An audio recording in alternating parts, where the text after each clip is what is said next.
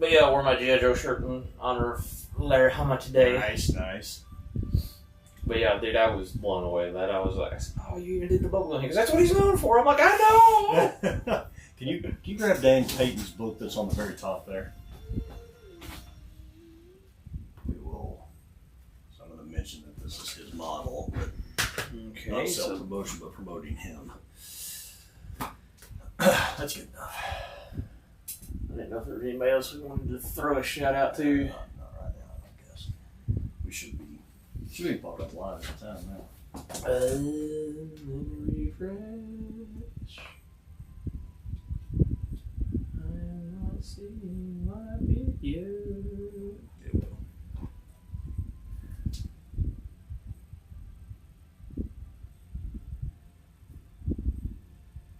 I still like the RDJ episode that we did because I've got like the stupidest. Oh, it says it's live.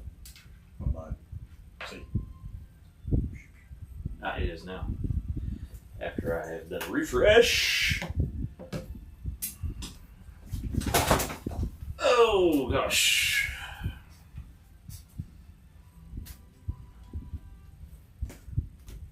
There it is.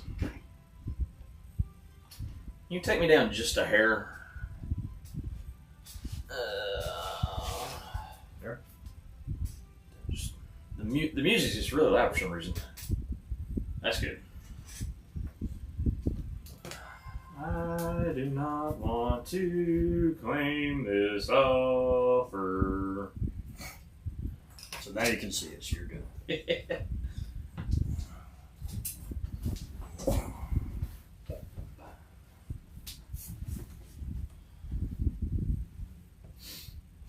Well, are you ready? 10-8 and ready to rock. Let's do this. Leroy Jenkins. Toy boat.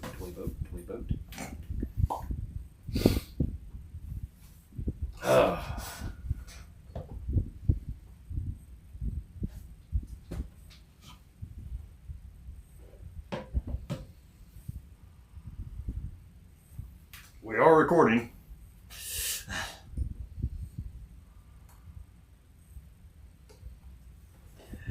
Wes has returned.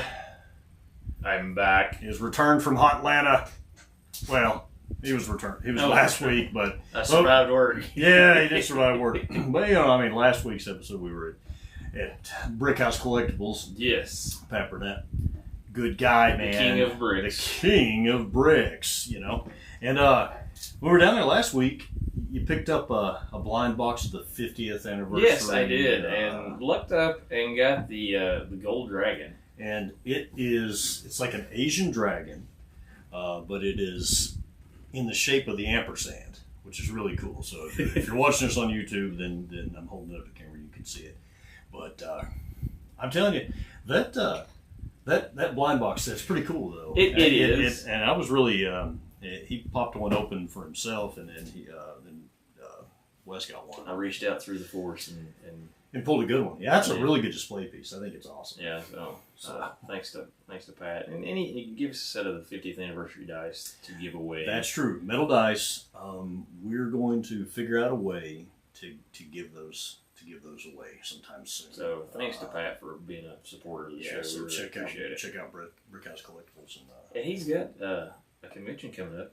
Brickonomicon. Yep. And we're posting things about that. So I think that's going to be a really awesome show. If you haven't heard about that yet, listen to our last episode or watch on YouTube. And Pat talks all about it, so it's going to be really cool. So, I think it's neat. But let's see. Now, before we get started on your recap of Dragon Con, give a shout out to one of our friends, Daniel Payton, Owlhead Wand. One of his books. He's got a bunch of really good books out there. Daniel is a great, I believe that's his latest book. I think it is. Yeah, he's a great guy. You can find his books just about everywhere. Daniel Payton, Peyton. The Owlhead Wand, really awesome stuff. He's got some sci-fi stuff too. Yes, right? I've got one that I've been trying to finish. It's just you're busy. Yeah. For some reason, anytime you start to read, yeah, everybody acts like you're not doing anything. Yeah, you're not doing it. You're just reading. Trying to do something.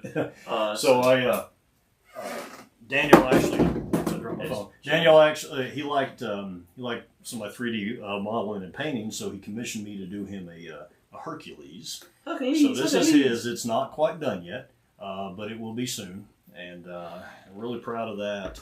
And thank you, Daniel, for liking my stuff. It's not something that I do all the time as far as like paint them up or print them, paint them up for people, but I'm open to it because I have a blast doing it. So, but anyway, so Daniel Paint Man, check out his book and stuff. Not sponsored by the show; he's just a buddy of ours. Yeah, so we like to help people that help us. So check out his work. Now Wes is dropping stuff. That wasn't me. Oh, well, yeah. I don't know what you're kicking over there. I'm the man cave's falling apart after the Dame debacle. Yeah, I don't want to talk about that. I can't even play my freaking NCAA 25, man. I'm just so I'm so glad. I'm so glad. I'm just disgusted. It's been the same crap since I was 12 years old. But anyway, I'm glad my son's got baseball games Saturday, so I don't have to watch You don't have to watch it? They're probably going to win it, but I don't care. They're going to have to win like 5 more games, like handedly, before I even remotely will be less hurt. So, but anyway, you went to Dragon Con. Yes, I did. 2 weeks ago.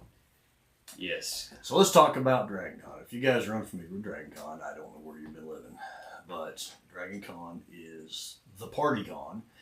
It's probably the largest one in the It's Southeast. gigantic in Atlanta. Atlanta's big already, but it spans, 3 main host hotels and a bunch of other I think stuff. I think there's 5 host hotels in total. Yeah. I think 2 or more. And people correct me if I'm wrong, but I believe one is pretty much like an administrative type building. You get your badges up. It's kind of like their headquarters that everything's run out of. But the Marriott is the place to be if you're not familiar. Was it the Hilton, the Marriott, and the Westin? No, it's the Holiday Inn. The Westin is one, but it is up the road. Which is what we stayed at. The Westin.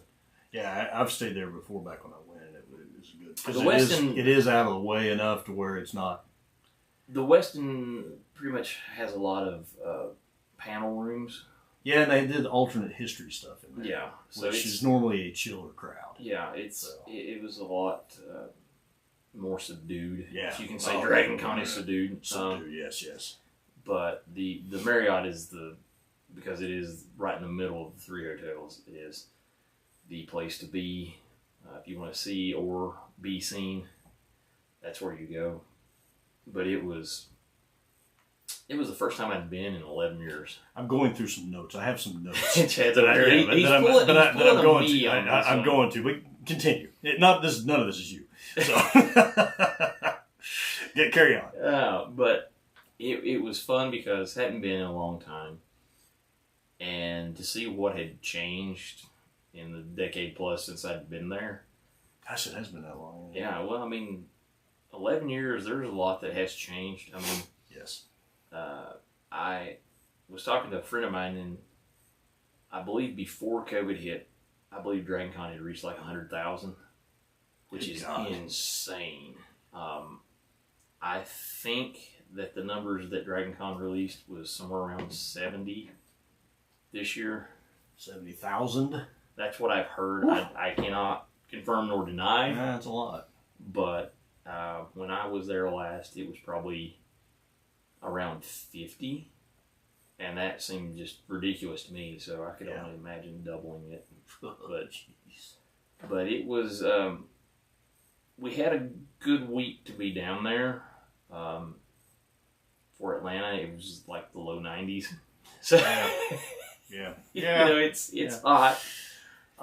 Humid as well. But it was I was calling it earlier, it was like the Dragon Con of misadventure.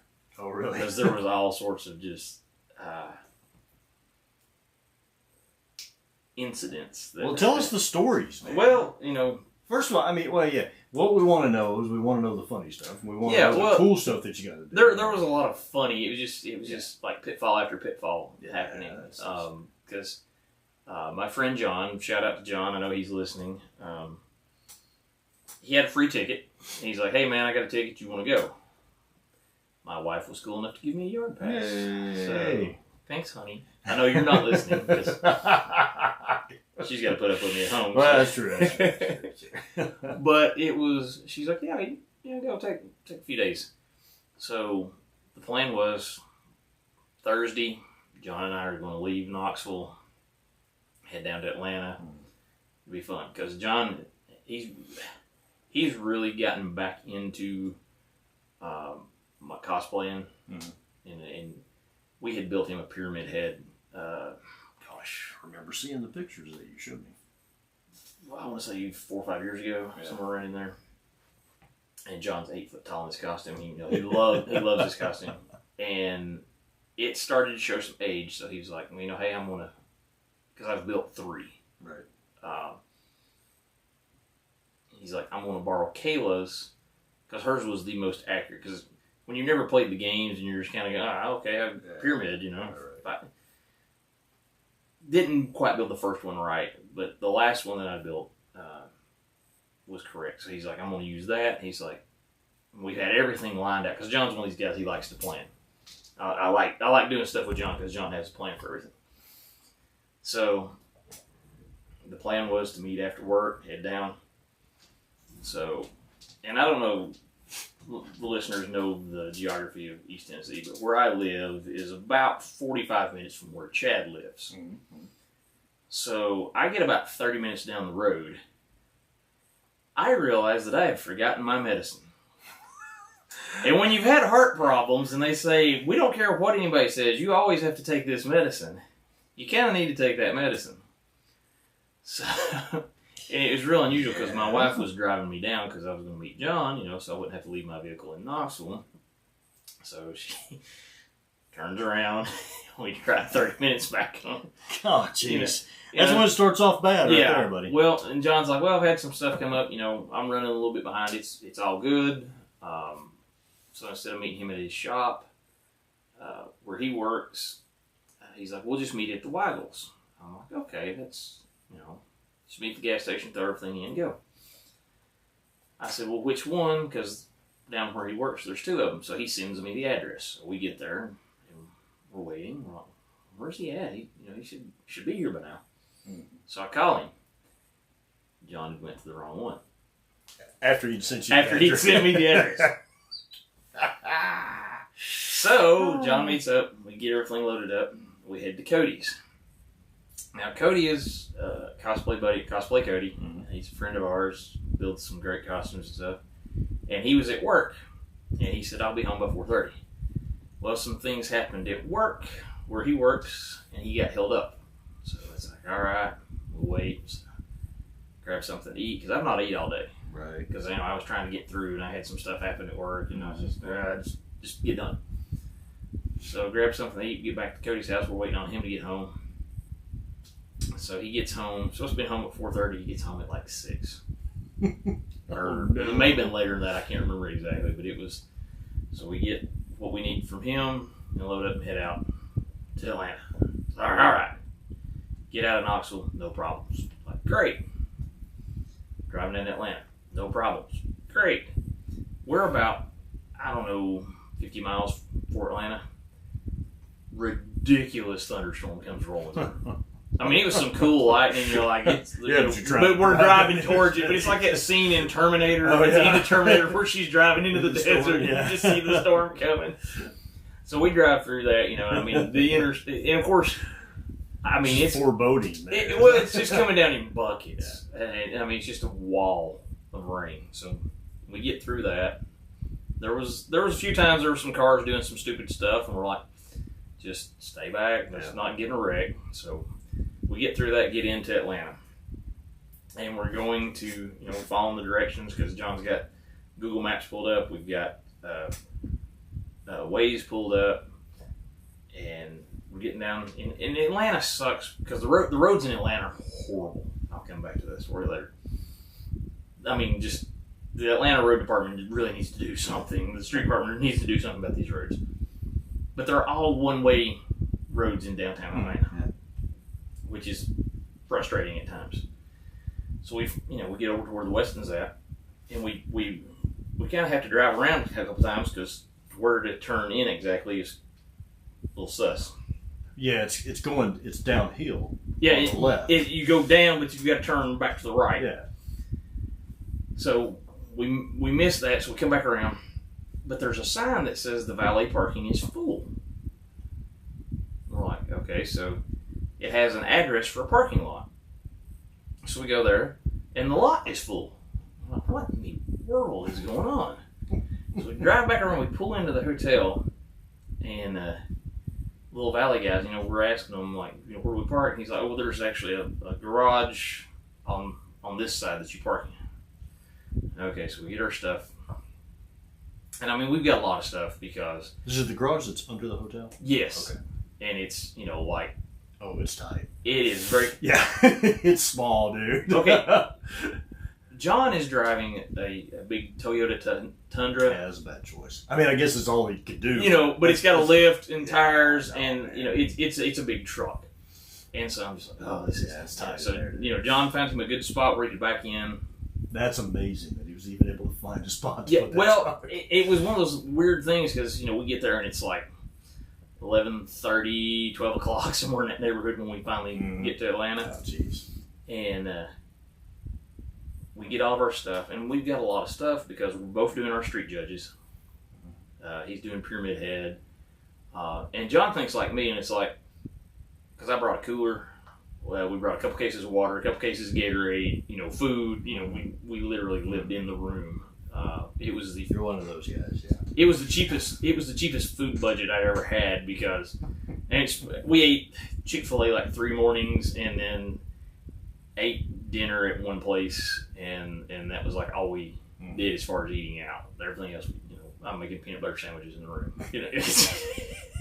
So those things that I had, and I don't fault you for doing it, but there's a lot of people that. I mean, I saw, and I'm going to get to that in a minute, but a couple of years ago, I saw on like the Facebook, the Dragon Con Facebook thing, and I do have some points about that here in a little bit that I think are pretty funny. But people wanting to know where all the free food is, so they could just like just graze, dude. Well, everything is so expensive. I know, and it is, and especially is now. We won't get into all that. But anyway, I think there's a con increase, of course, on things, but so we get all of our stuff and we get in the elevators. I don't know if our listeners have dealt with elevators at a convention. Well, the Westin is, I forgot how many floors. We stayed on the 41st. It's a lot, so it takes a while. Well, there's this saying at Dragon Con, sometimes you have to go down to go up, sometimes you have to go up to go down. Yeah. Just ride it. So we've got the little luggage cart. The guy helps us. He gets on the elevator with us. A couple of rolling containers. I mean, we're in there. We take up the entire elevator, and so we go up to the room. We're on the 55th floor. It's like, okay, this is cool. We walk in. There's one bed. John's like, I booked a double. Too late then. So we're just like. So we sit there for a minute, and John's kind of getting aggravated about it. So he calls down. It's a big deal to book rooms for Dragon Con. Well, and it's an even bigger. They call it the Hunger Games. Yeah, it's an even bigger deal if it's at a host hotel. Yes, it's like it's like winning the lottery. Yeah, well, you have to have been there. Mm-hmm. Anyway, carry on. So John calls down to the front desk. Well, apparently there was someone new when we checked in, and they misread. Like the code for the room. Right. Okay. So the lady comes up and she's like, "Sorry, we've got you the correct room." So, okay. So we load everything back up on the elevator and we're going to go down to the 41st floor. So we've got the elevator just packed again. And this is like midnight. Yeah, this is midnight, 12:30, somewhere in there, and you have to use the key card on the elevators to go to floors. Well, it goes by the 41st floor. We're like, what the crap? And it starts stopping at like random floors because people are trying to go down. Here we are, we've got the entire elevator back. I'm sitting here holding Pyramid Head, and there's all this luggage and stuff, and John's just kind of sitting there holding stuff, and we're like, sorry. So door opens. Sorry. Everybody looks at us and we're like, sorry. Door opens. So we ride all the way down from the 51st floor, down to the 6th floor, Yeah. which is right above the ground floor where parking and everything's at. And we get down there, and of course, it's full. The lobby is full. And everybody sees us, and we're like, sorry. This one guy hit the door button like 4 times. Like, so as soon as the door almost goes, it opened back up because he keeps pushing the button. We're like, stop!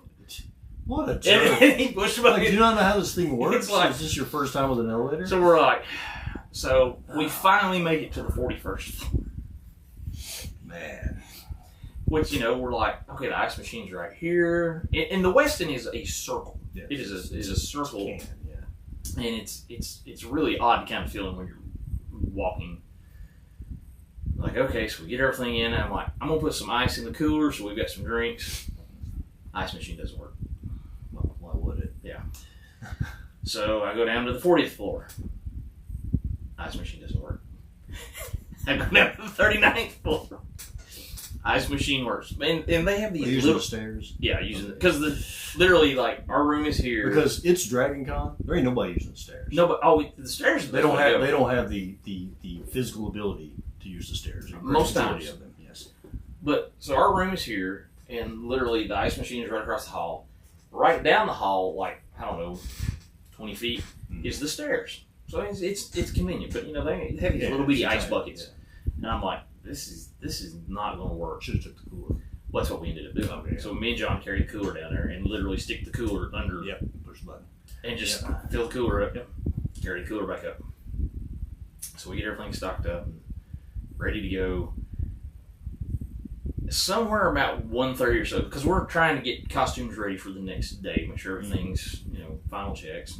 And so about 1:30 we finally get into bed. Okay, call it a day. Get up, raring to go next morning. You get up, and everybody kind of heads down to the food court. That's kind of the place.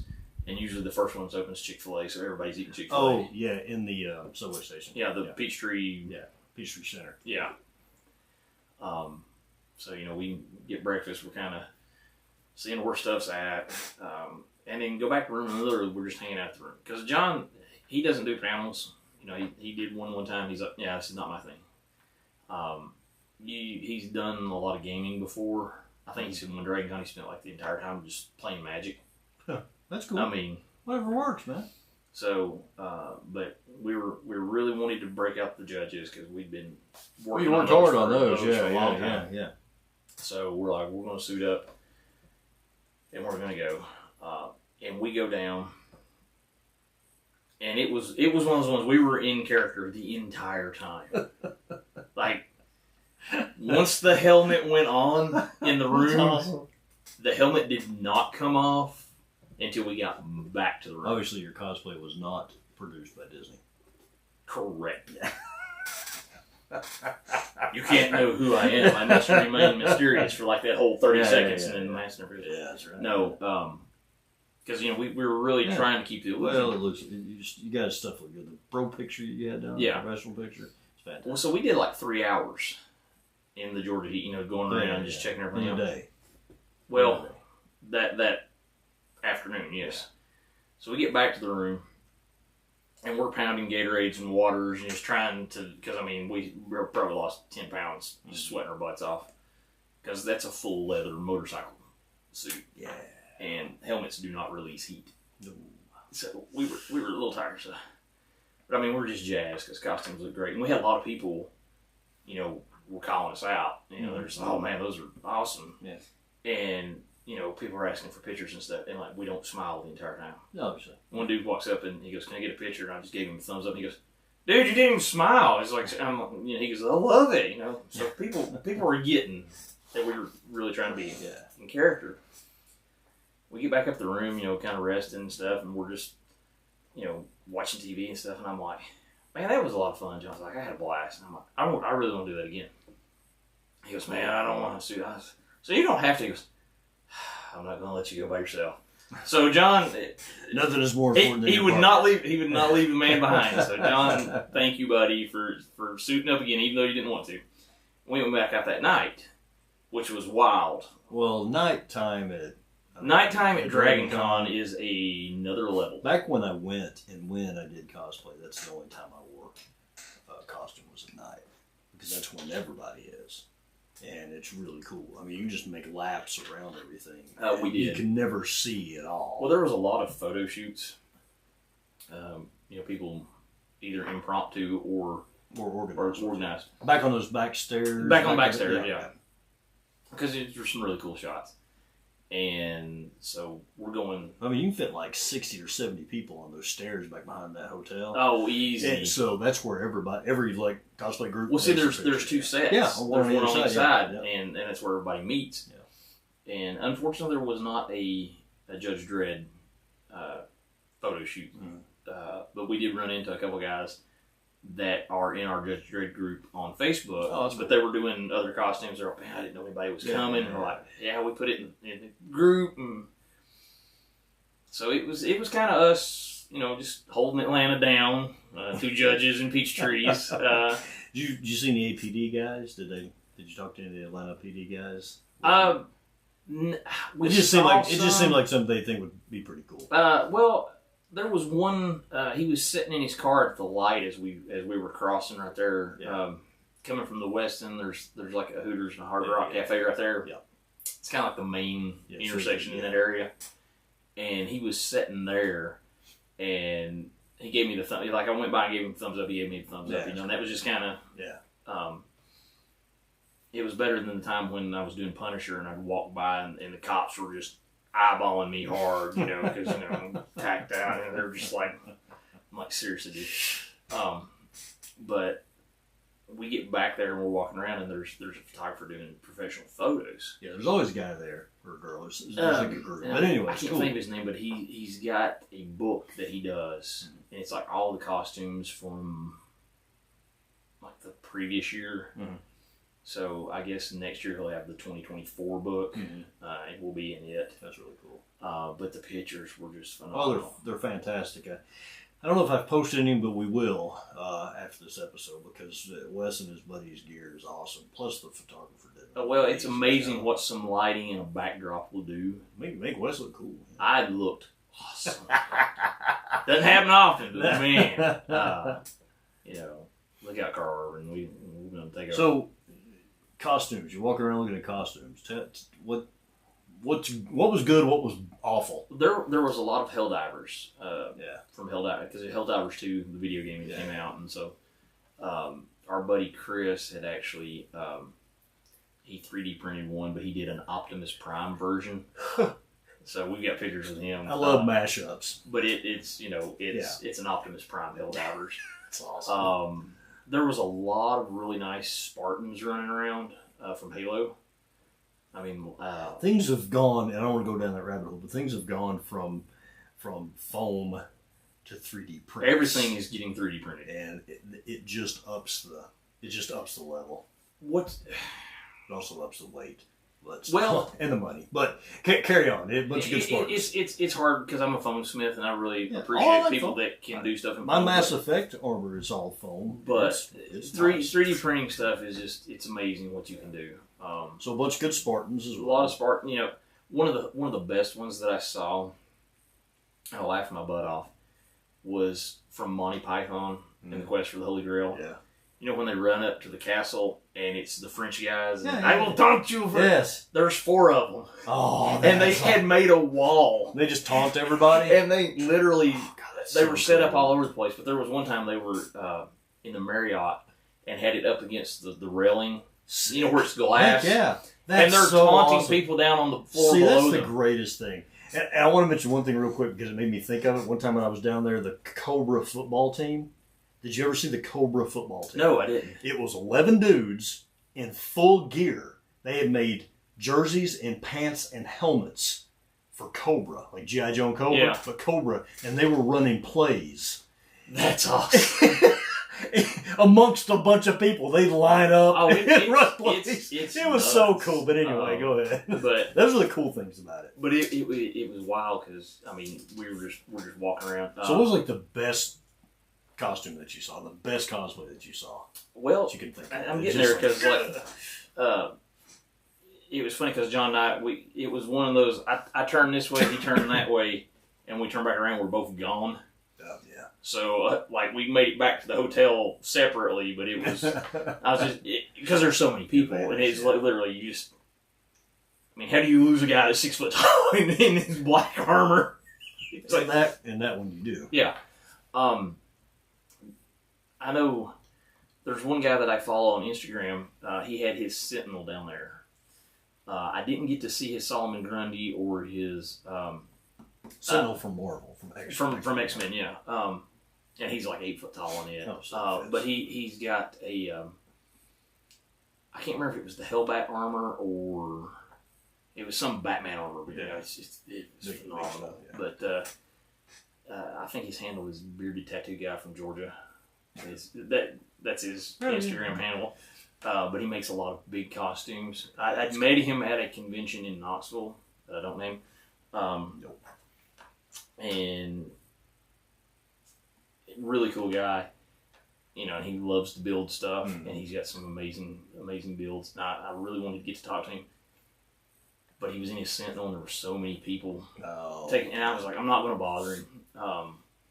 But then, you know, Saturday, there was a lot of recovery that morning.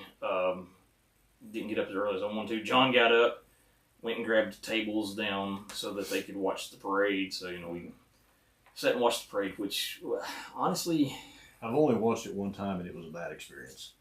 Just because there's a blue million people. Well, we watched maybe half of it. It was very unorganized this year, it seemed like. Yeah. Like, the groups didn't make a lot of sense sometimes. So I don't know if it was...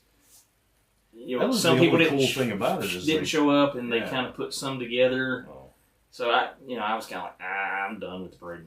I went back to the room, and it's kind of rest up. And that afternoon, I don't know, 1 o'clock or so, we met up with some friends because John was going to do Pyramid Head, and I was just going to handle for him. Because in a situation like that, he's on stilts and he can't walk good. Yeah. Okay. Yeah, this is a full build that I did for him, and dude, he was a hit. I bet already that tall. Yeah, well, and the stilts. We loaded everything up and we got it down there and got him ready, and I walked him over. You know where the loft is at, the Pulse Loft, right there across from the escalators. It's kind of like the prime spot because everybody sees it. I got him right in the middle of that, and just people were freaking out. That's cool. And we saw about 3 or 4 people that had done a Pyramid Head, but they're like people size. Yeah. And then you see him. Well, and he's a tall guy plus the stilts. Yeah, he's 8 foot tall. Yeah. In with the stilts. costume. Yeah. So I mean, it's just so impressive. Cool. That's really you know, and just people were just like, "Oh my gosh." And just coming up to him, and I'm just kind of trying to block because there's so many people coming through, and everybody wants to. We need to talk a little bit about photo etiquette, people. Don't just stop and take a picture. Make sure there's nobody coming, or have somebody kind of wall off. Because like people running each other over, and people are just stopped, and then just they're getting plowed over, which is kind of funny at times. But, so John, that was John's moment because he wanted to do Pyramid Head at Dragon Con for a few years, and we've been trying to get him to enter the costume contest for CreepyCon here in Knoxville, and he's like, I didn't build it. I was like, I don't care, dude. Just show it off. We're rolling it. And that's like a creature actor. I mean, he's playing the part. John, he's really wanting to learn how to build more of his own stuff. You really got to teach him. Well, that's what I've been trying to do. So we're working on some stuff for March when we go to Lexington. Go to Lexington College. Lexington's cool. That's cool. So we're working on some stuff for that. But I mean, his Pyramid Head was a hit. And you know, there's like a dude this. Big suit, and he's doing Venom. And then, cool. I bet he burned his freaking butt up. I mean, because it's a foam suit. I did a Batman suit. Remember my Batman suit? Oh my god. I freaking roasted in that. So I'm sure he was hot. And then there's some, and John made a comment. He's like, you know, you're not up on like pop culture. He said, but you really are up on nerd culture. I'm like, thanks. Yeah. because there's some like they're either video games or animes, and I don't know the characters. Yeah. And so you see groups of them. I know it's an anime, but I don't know. Yeah, but what you can it is. appreciate the work. But like some of the people that have like the lights and I love like lights. motorized parts. My thing, I like to see. I like lights, movement, and like mechanized movement and armor is what I like. So the dudes that really pour the money into like Iron Man suits, or I'm not a Warhammer guy, but I've seen a couple bad freaking like Space Marines, and then the woman who comes to Rocky Top Game Con in the sister. Oh, the sister battle. Yeah. Awesome armor and articulated and stuff. I dig that kind of stuff. Yeah, and there was a lot of that running around, But what's neat about Dragon Con is there's so many different things, and it's everything. It doesn't matter, and it's neat to see the different costumes, and that for me is a big thing is to see, because I like seeing what people have come up with. So, what was the worst stuff? I can prompt you with how many people wearing body paint that shouldn't be wearing body paint were wearing body paint. Actually, I didn't see a lot of that this year. Because that's awful. I mean, there's times. Let's be real. But there's times I see like a guy with like a full beard and he's wearing like a Sailor Moon outfit, and I'm just like, hey man, but I mean, if that's what you want to do. I mean, yeah, but I'm talking about. I'm just to me that's just I'm like, okay. But as far as like actually bad costumes, and I really didn't see like. I saw a lot of people doing casual cosplays. That's cool. One of the funniest ones, my buddy Josh Hooten did this one. Shout out to him. Down there. Yeah, he was down there.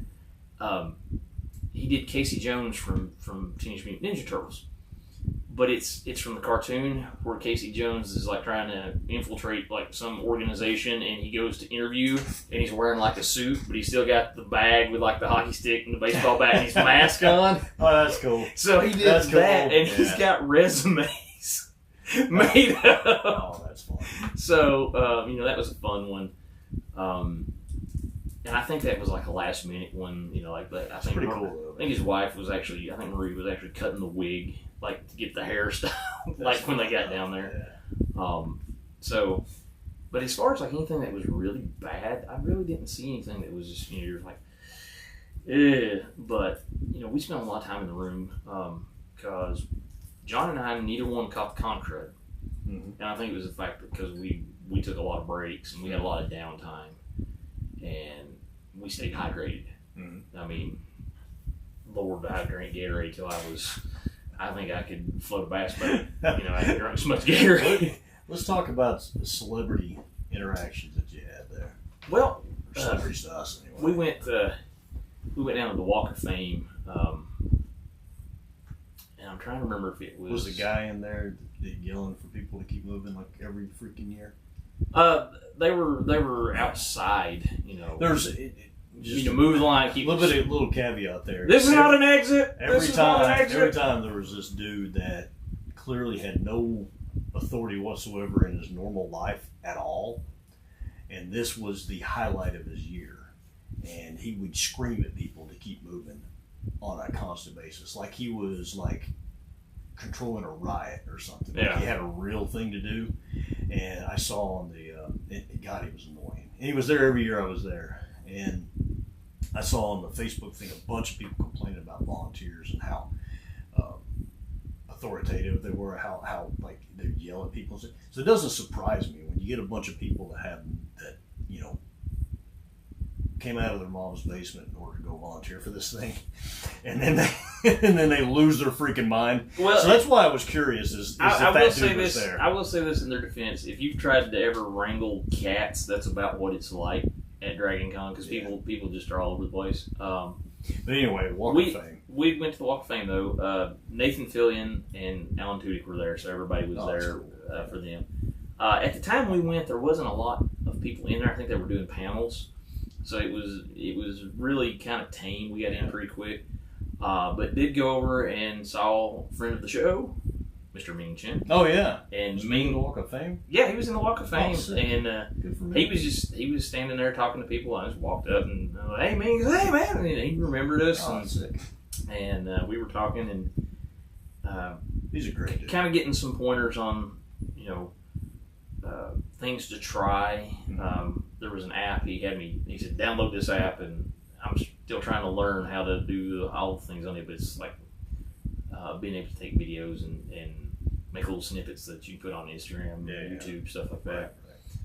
Right. But, you know, just kind of sharing what he had learned that he uses on his show.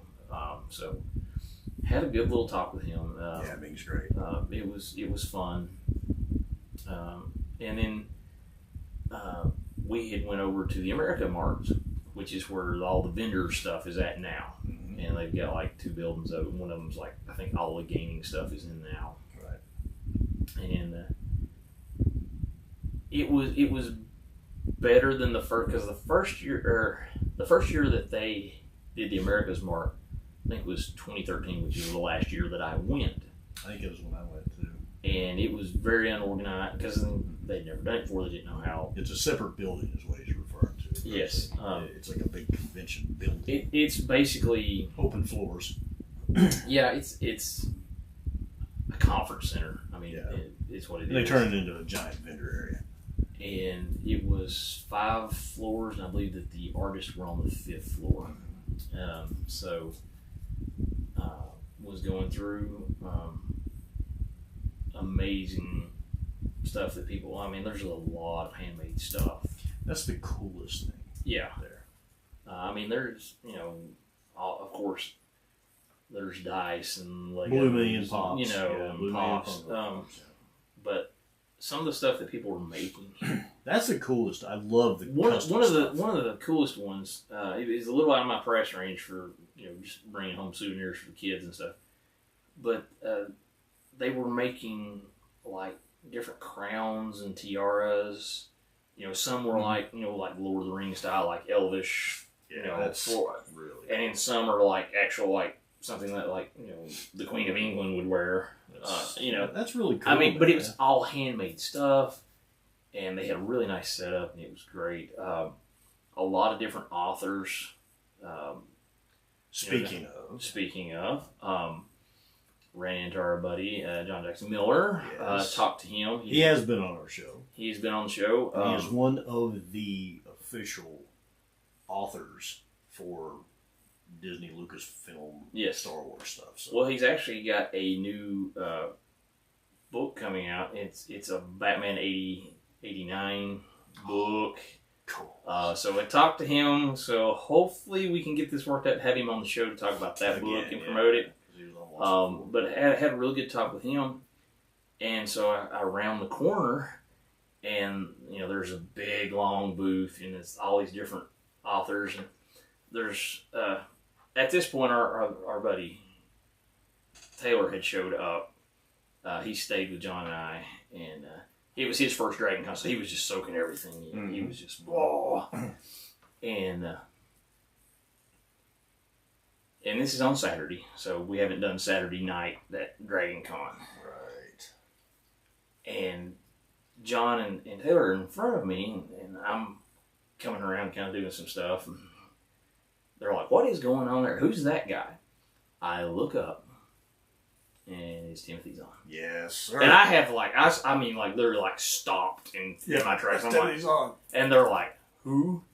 And I'm like, you hush your mouth. You don't know who that is. Well, now I'm just teasing. In Taylor's defense, he's about 27. Okay, I'm teasing. So he's young, and he hasn't read the Star Wars books because. But I'm like, the man pretty much laid out the Star Wars universe in books, and he goes, I thought George Lucas wrote those. I was like, we're not talking about that. So, but he was just enamored. He was like, oh my gosh. Well, Zahn's like on the end, and he taking some pictures of the guys, and he grabs his bag, and he starts to like kind of slide out behind the booth, and I'm like, I've got to talk to him. And so I just go up and I said, sorry to bother you. I said, but I was just wondering, can I get a quick picture with you? He goes, oh, absolutely. Yeah. And, so I get a picture, and he's just standing there talking to me. And I said, love your work, love what you did. Because if you've not read Timothy Zahn, you're missing out. Yeah. His older stuff or the new stuff, they're both great. I know, but the older stuff just... Well, that was just your first... Yeah. It just... But I'm just like... I said, I'm sorry, I'm really trying not to geek out on you right now. And he goes, breath in, breath out. It's going to be okay. But he really got the fact that, being a fan of Star Wars, being a fan of what he wrote, he was so just humble. He's the father of Grand Admiral Thrawn. Yes, he is. He created him. Chad's boy. My favorite Star Wars character. And I'm an original Star Wars fan. Yeah. And he is my favorite character. But it was really wild because I was just like, and John was like, did that make the comment for you? I said, yeah, pretty much. Yeah. And then we get upstairs and looking at, all the artist stuff, which is really neat stuff. And I'm like, I was really trying to find Todd Lockwood and I could not find him. So I don't know if it said that he was there, but it didn't show him on any of the little things. I don't know if something happened because I was really wanting to meet him because, he's done a lot of D&D artwork. But the man, Larry Hama, was there. Larry Hama. And I've met Larry before. He's a super great guy. And you talking about fathers of... Well... 80s G.I. Joe. 80s G.I. Joe, and he's back on it. And, but he's, he did stuff with Wolverine and Venom, Bucky O'Hare. Yeah. I mean, he's done a lot of stuff. And I was like... You met him at Lexington, right? No, Cincinnati. Cincinnati, and got your number 1 G.I. Joe. Got my G.I. Joe number 1 signed. And talked to him up there, and he was really nice, very gracious. And I was like, I got to talk to Larry. And he's got a sheet, and he's taking commissions for sketches. And I'm like, I got to get a sketch from Larry Hama. Heck yeah, it's Larry freaking Hama, man. He's like, fill it out, like what you're wanting. So I filled it out, and I don't know, Chad, I got to get the camera on this. A little bit closer. A little bit closer. Please try not to bend that. I'm not. It is a sketch. Oh, that is a sketch of the very first G.I. Joe that I got, which was Breaker. And he was one of the original Joes. Mm-hmm. And he, most people are like, I would have got a Snake Eyes or a Duke or a Cobra Commander just or something. No, that means something more. To me, that was more than any of those. And I was like, well, do you mail them out? Do we pick them up? And it was funny because I said, well, do I come back tomorrow and get it? And he goes, are we doing this tomorrow? Yeah, he doesn't know. Because there was so much going on. Yeah. And he's up there by himself, and like nobody was at his table. Or I take it back, there was one guy, because we got there Sunday to pick it up, and there was no, because we got there, it opened at 10, we got there at 8, we were like the 25th people in line that I counted. So we got in, because we were leaving Sunday. Yeah. But, he's setting his stuff up, and I come up, and he's got it sitting there. I'm like, oh my gosh. And he's kind of talking. I said, can I get a picture with you? And he's, oh yeah, sure. He said, sit down. So I sat down, and John takes a picture, and he goes, well, I'll be right back, So John wanders off from me, so I'm just sitting there talking with Larry Hama. Yeah, that's awesome. And it was really neat because he's really funny, just, telling stories and stuff. But I told him, that this would have been a lot because, most places, all your heroes are from like New York or LA. I said, Breaker was the first Joe that I got for Christmas when I was a kid. And the fact that he was from Gatlinburg, Tennessee. Yeah. I was like, he's like 60 miles from where I live. Yeah. And he said, well, I really wanted the Joes to be like the entire country. I wanted them to be from everywhere. So he said, he goes, I had a map in my office and I just picked places. And that was one of the places that he picked. That's so cool. And so cool. So I sat there, I probably talked to him for 15 minutes. Yeah. And just the little kid in me just came out just because, he created it. Well, just telling him about, going to the grocery stores. We'd go to the white stores and they had the white little spinner rack, little comic spinner rack, And it was a big deal to get a comic book, even though they were at the time like 60 cents. Yeah, right. And I said, I still have them. And the ones that I got were G.I. Joes, And then, of course, the cartoon was different. So when you're reading the comics and watching the cartoon, you're like, this is not making sense, but okay, whatever. But I told him, I said, that was my first one. He's always been my favorite Joe. Yeah. and he got a kick out of that. But I mean, just really nice, getting to talk with him. That's so cool, man. Trying to get him on the show. Let's see. That's so cool, dude. But so you guys had a great time. We had a good time. There were some mishaps for some of our friends. Chris, a buddy of ours, was coming. Him and his wife were coming from Nashville, and they were. It's Josh's brother-in-law, so they all kind of roomed together and stuff. And he's got a trailer, so he was hauling the trailer. And like I said earlier, the roads in Atlanta are bad.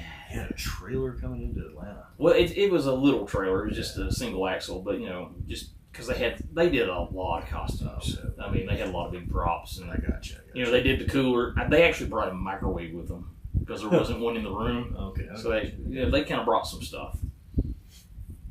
And as they're coming into Atlanta, they get almost to the hotel. The roads being very bad in Atlanta. The trailer broke. Oh God! Like the tongue broke off the trailer. Oh no! I mean, like right here's the trailer, right here's the weld. It snapped. Oh no! That's. And so luckily they were able to get it into the parking lot where they needed to get it into. On the chains, I guess. Yeah, but I mean, he put a flat spot on his spare tire because it, where it caught and rubbed. Oh. So it's like, oh crap, what are we gonna do? And we were sitting. I think we were in the room when we were talking about it, and he was like, well, yeah, I'm gonna have to rent a trailer. We'll figure it out. But, yeah. So like Saturday, he went and got a flatbed U-Haul trailer, one of the car haulers. Yeah. And we're like, oh, this is redneck as I'll get out. Put the trailer on the trailer? Put the trailer on the trailer. And John loves to be prepared for stuff. I love doing stuff with John, like I said earlier, because John is prepared for all contingencies. Right. So literally, we get the trailer on, take the tire straps and ratchet it down. Mm-hmm. And then John's got the big, wide, like 2.5 inch, 3 inch straps. Mm-hmm. And we literally throw it over the top of the trailers and strap it down. Oh, that sucks for him, man. Well, it gets even better. Oh no. Oh no. So Chris's little SUV, he puts it on there, and it's sitting like this because all the weight is on the front, and those trailers have an actual like floor jack instead of just like a little scissor lift jack. It's got a big heavy jack on the whole front end. It's heavy, and then you've got all the weight on the front. He had about that much room from his tire hitting the wheel well. Yeah. And did I mention the roads in Atlanta are really bad? That's not great. So we're pulling out Sunday, or this Monday. It's Monday. Excuse me. This is Monday. We're leaving, and as soon as we pull out of the parking lot, you hear it just dragging. Oh, this is not good. So he's like, I want to get outside Atlanta. I got to get gas. So we're trying to get on the interstate. You're dragging and stuff. We're like, this is not good. And so we stop and get gas. And somebody is funny because John said somebody will say something about wanting to eat. And of course somebody said, oh, let's get something to eat. So we pulled into a Wendy's and we're sitting there looking at that. And we're like, Chris, you're not going to make it back to Nashville with that. Oh, you can rub all your tires off. And so in the Wendy's parking lot, we hook it up to John's truck. And pulled it back to his in-laws' house and dropped it off there, so they wouldn't have to try to take it all the way back. But it was just one thing after another. I mean, bless his heart, he just trying to logistically figure out how to get all your stuff back when your trailer's broke. That's crazy. But we got it situated. So I don't know if he's got the trailer fixed yet or not, but Chris, if you're listening, buddy, good luck getting everything taken care of on that. But overall, it was it was a fun time. I mean, I rated it a solid 8 out of 10, just because I'm old and I was like, I'm tired. I wanted to. I monitored the DragonCon Facebook group. Yes. Which I affectionately called "Hey, Look at Me" Facebook group because of and I took notes. Oh, I love this. And I wanted to rant about it just for a minute because. Do I need to get the soapbox? No, I got one built in here. Overstimulation was a buzzword. Everybody was overstimulated. Well, there's 70,000 people that are running around there. You knew it ahead of time. Well, and they're griping about it. Common sense is not a flower that blooms in everyone's garden. Or down there for sure. These are some of the reasons I don't go. Nothing wrong with the con. It's just whiny ass people just make me want to die. Let's see. People were complaining because people didn't ask permission to take pictures of their dogs because the dogs can't give consent.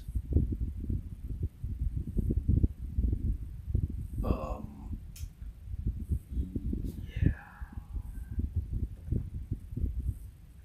I mean, what? I'm dead serious, dude. You can go back and look. Oh no! And there was also another thing about animals. For one, why in the hell are you bringing your animal down with 70,000 people? Okay, but I digress. I have pets, by the way, so don't yell at me. I would ensure that they were taken care of. Well, it's also when you're out on Saturday night and everybody's running around having a good time, and you see 6-year-olds with mom and dad. Oh yeah, here we go. I was like, yeah. I got two 13-year-olds, and they were upset because their teachers actually took the week off to go to Dragon Con. Yeah. Now, my kids love to cosplay. They love. But that's not the place for kids. No, you go to a local con for that. You don't go to that with your kids. But I saw a lot of kids. I've seen infants in arms down there. Oh, there were strollers. Are you kidding me? We had no. We were coming back. Oh gosh, I can't remember if it was Saturday or Sunday, but we were coming back, and there was, I'm going to say, probably a homeless lady that had some mental issues, was hollering and pushing people, and she started pushing people like into the road, like. Yeah, that's not uncommon. And there was a older gentleman, because she'd done it on one side, and I reckon somebody had called for the cops, and she went over to the other side of the road, and there was an older gentleman standing there, and there was a younger couple, and they had a baby in a stroller, and she about pushes the older gentleman over the stroller. And at this point, we're kind of like, okay, something's fixing to happen. And then that's when Atlanta PD like walks up, and he walks right by me, and I'm like, officer, he just keeps walking. Walks over to the other side of the street and is like talking, and the lady, everybody's hollering at him saying, "This lady here is trying to push people on the road," and he did not respond to anyone until the crazy lady pushed him, and then all of a sudden there's like people there. Well, there's like. Well, it was funny because it was a corner and there wasn't a lot of people on the corner, and he was not. Did she win the stupid prize for playing? She won the stupid prize because as soon as she put her hands on this rather large black man, lights out, bro. Well, he grabs her and does the spin, and on the way down, like 4 more Atlanta's finest just show up from nowhere.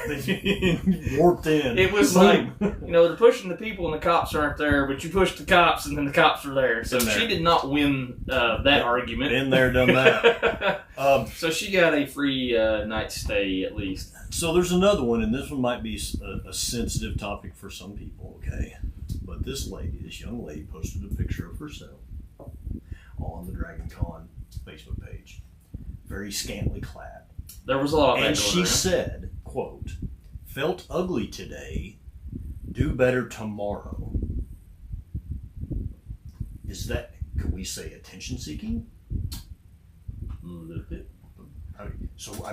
Let's post that on the freaking web so we can get all kind of attention. And I know maybe I shouldn't say that stuff, but that just irritated the hell out of me. I'm just like, well, it's. Again, back to the toddlers and the keep them at home because this stuff goes on. Yeah. Let's see. Oh, there was several people ranting because everybody jumps in, ranting over can we verify service dogs? No. How do you? Why does that bother you? How do you verify? I don't know. I have no idea. The papers? You have the papers? Yeah, give me your papers. I'm like, okay, all right. Well, let's see. And another thing, this one. Does this one grind your gears? No. This is actually a valid post, and she says, "Watch out for this guy. He has to take a picture of me, and then when he took a picture vid, he licked my butt." Yeah, that's why my kids are never going to Dragon Con. He licked my butt. Okay. Yeah. Dude should have gone to the hospital shortly after that. Well, yeah. So there's that, and I do actually have an honest question for Wes because he's done a lot of cosplay stuff. okay. Okay. Photo consent and let me finish my thought first. And the whole cosplay is not consent thing. I get that you don't touch people. You don't do that anyway. Mm-hmm. Okay, you don't go to Walmart and reach out and grab somebody. So you don't lick somebody's butt like this dumbass did, right? That should have gone to jail. You don't do that. Okay, so you don't touch anybody. But you don't have an expectation of privacy in a public environment.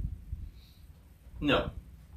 So there was a lot of fussing and griping on that, where people had walked by and just took pictures of people's costumes, and they wanted to lose their mind over it. Well, this is what I've and I don't think I understand that in the cosplay community. And I will never say that cosplay is consent. If you don't touch I don't care what they're in. Yeah. I mean, you don't do that. You don't touch people. No, that's common sense. Because I know, like, John was doing Pyramid Head, and a lot of people came up and asked, "Can I get a photo?" And a lot of times I was taking pictures, because that's what handlers do. But he would, he had the big sword and everything, and he'd be like, he always asked, he's like, "Do you care if I put my hand on your head?" Because he would, like, he was, like fixing to get him. Yeah. But he always asked. Well, yeah, because you don't touch people. Yeah. That's common sense. Now, there was a lot of people going by, that would just stop, take a picture. What's wrong with that? There's nothing wrong with that. That's the whole point. People were griping and saying that was where that came down from. The reason people gripe about that, and this is the big problem I have with cosplay, is like you have people that are professional cosplayers or believe themselves to be some type of influencer, or they're something special because they have an Instagram account. They always want to be in the best light, the best pose. They want this so that if their picture goes online, that it's not a bad picture, if that makes sense. And so if I'm looking this way and you're handing me something, or I'm handing you something, and I'm not really posing, and you just kind of walk by and take the picture, that's what they're griping about. But at the same time, there's nothing to gripe about. Well, I didn't say there was. No. I'm explaining why they're saying that. No, I get that. And they want everything to be the hero pose or whatever, not like a candid shot. But don't dress up in public. You're in costume in public. People are going to take a picture of you. You have no. That's the whole reason. Of privacy in that's public. the whole reason you dressed up, was to have people take pictures of you, to get attention, and that's okay. But it's they want to control how they are seen, is what it comes down to. Well, the easy way to do that, do private photo shoots and post your stuff that way. But if you're going to go out in public, but that's what the gripe is. And there was just a ton of that stuff. These people taking pictures of me, not asking permission. What? Oh, you're that special? No, I was tickled anybody wanted to take my picture. Yeah, I mean, it's fun. But I would say a good 90% of the people that took my picture asked. I mean, there were some, like, we were you might be on the escalator or something going by and say, "Oh my gosh, it's a street judge," and they take a picture. Okay. It's not going to be a good picture, but whatever. Oh, you didn't lose your mind and say, "God, it's my consent to take my picture." But that's the problem, is they think that they are more than what they are. Yeah. And I'm sorry. You're a craftsman or a craftswoman. You're a performer. let it be. People want to take pictures of you because they like what you've done. Now there are some people that do the creepy, get a butt shot. Again, that's different. That's that is different. That goes back to the cosplay is not consent. That's entirely different.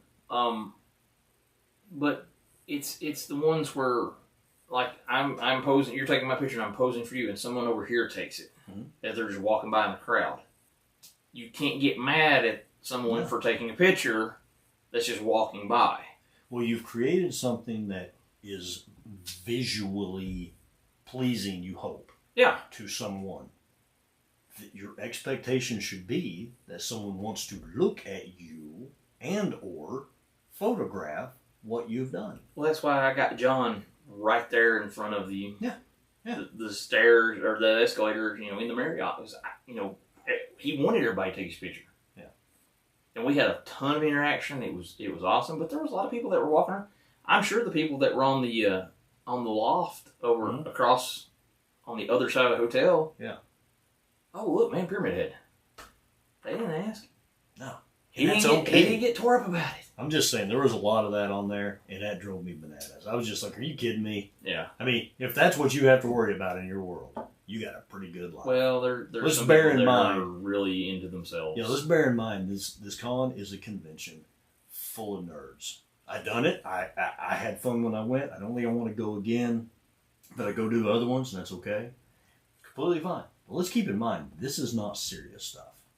No, it's not rocket science. It's not serious stuff, man. No, you're not saving lives. You're not doing anything. You're not protecting freedom.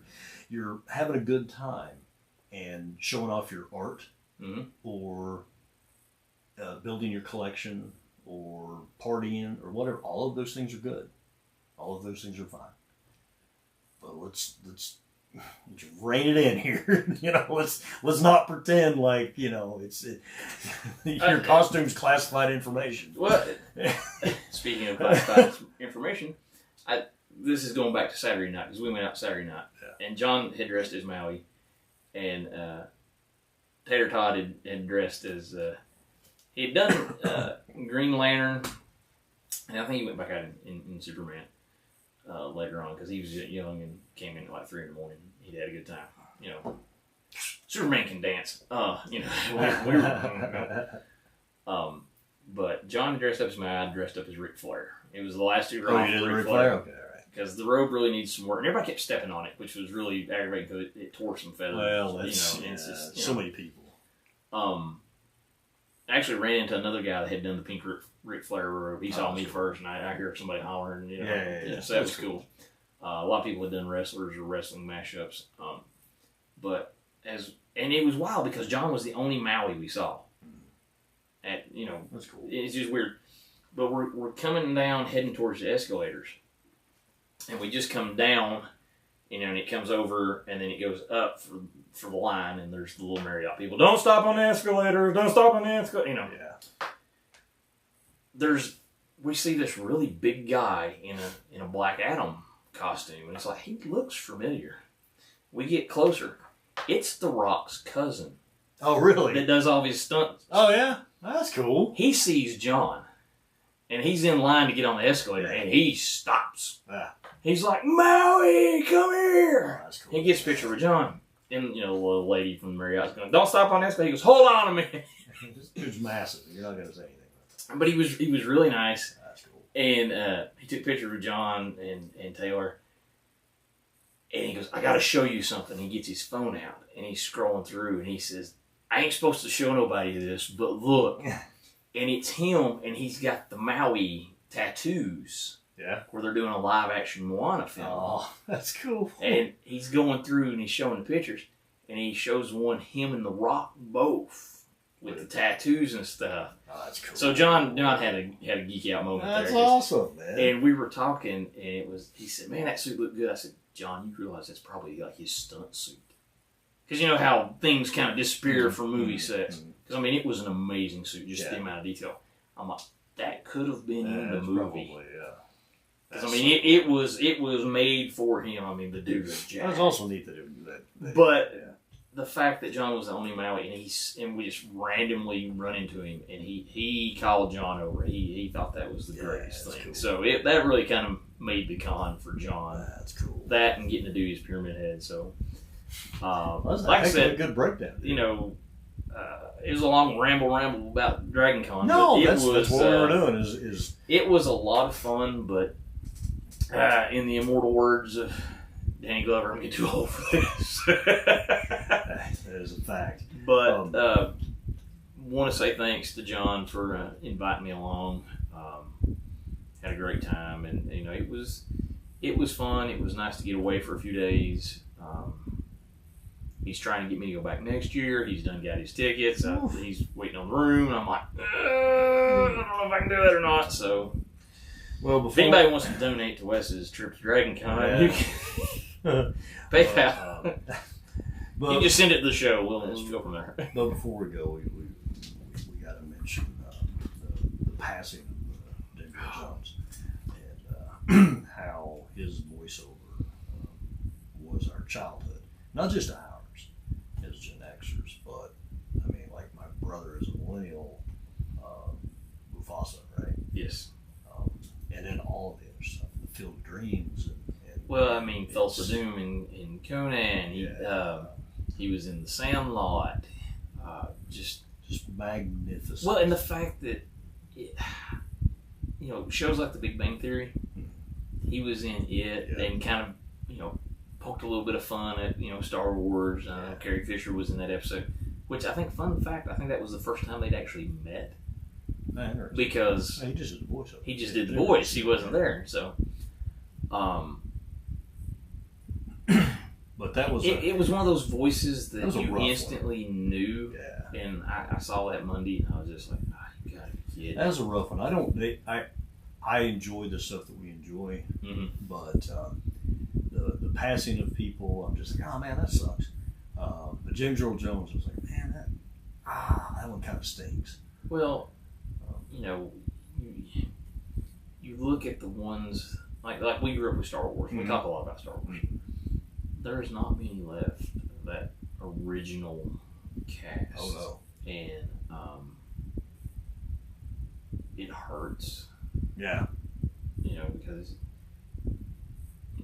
we all realize that we're mortal and none of us are getting out of this life alive. Yeah. It just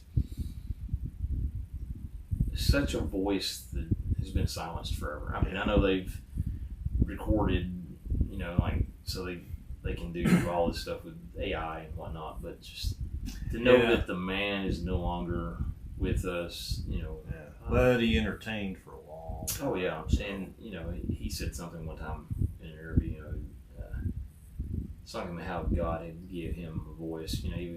He stuttered and was from I can't remember exactly how he said he was a little stuttering kid from Mississippi. He went up north and grew up and lived up there and just had this voice and then learned to use the gift that he was given. Yeah. And so I wish I could remember the exact quote, but he just kind of goes on about it was a good life. Yeah. So we'll honor him. We'll be quiet for just a minute and play this.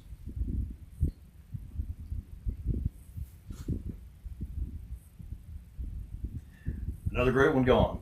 Yep. But we get to enjoy his work forever because he is Darth Vader. Yes. There's been many people in the suit. One voice.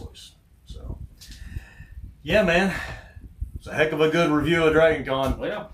I'm glad I was able to gripe and fuss a little bit. I've been kind of in one of those moods lately, so hope I didn't offend anybody. And if I did, tune in next time. I'll have a different attitude. So next time it's Old Ball Man Chad with Redneck Wes. Ye to the ha-ha!